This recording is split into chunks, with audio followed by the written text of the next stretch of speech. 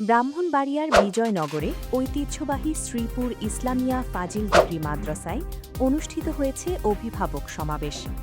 শিক্ষার মানোন্নয়ন ও শিক্ষার্থীদের উপস্থিতি নিশ্চিত করতে শিক্ষক অভিভাবকের সমন্বয়ের উপর গুরুত্ব আরোপ করেছেন বক্তারা। বৃহস্পতিবার সকালে মাদ্রাসা অডিটোরিয়ামে এই সমাবেশের আয়োজন করা হয়। অধ্যক্ষ মোহাম্মদ আব্দুল হান্নানের সভাপতিত্বে অনুষ্ঠানে প্রধান অতিথি হিসাবে উপস্থিত ছিলেন বিশিষ্ট সমাজসেবক ও শিক্ষানুরাগী মোহাম্মদ সানাউল হক ভূঁইয়া।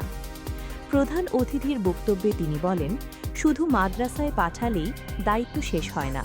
বাড়িতে সন্তানরা কী করছে, নিয়মিত পড়াশোনা করছে কিনা সেদিকে অভিভাবকদের কড়া নজর রাখতে হবে। কোনো শিক্ষার্থীর পড়াশোনা যেন মাঝপথে বন্ধ না হয় সে বিষয়েও তিনি তাগিদ দেন। সমাবেশে মাদ্রাসার সুনাম ও ঐতিহ্য বজায় রাখতে শিক্ষক, শিক্ষার্থী ও অভিভাবকের সমন্বিত প্রচেষ্টার আহ্বান জানান আলোচকরা। অনুষ্ঠানে মাদ্রাসার শিক্ষক, পরিচালনা পর্ষদের সদস্য ও বিপুল সংখ্যক অভিভাবক উপস্থিত ছিলেন।